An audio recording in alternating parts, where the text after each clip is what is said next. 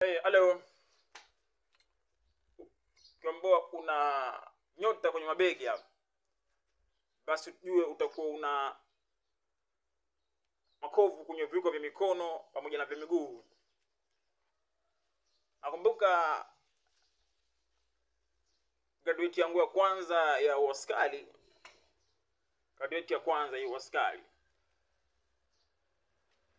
kwenye jukwaa la mkoa pamoja na wilaya.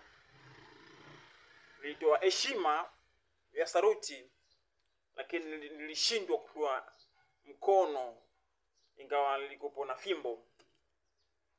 Sababu nilikuwa nimetenguliwa kiwiko cha mkono cha juu kwenye mkungu mpaka chini, mpaka kwenye mabawa ya matete kama John ya Marekani. Isipokuwa tarehe 10 kuna watu wanafanya graduate mwezi wa 5, lakini tarehe 11 tunawakilisha siku kubwa sana Tanga. Sijui kuna wapo wanajiuliza ni nini 11.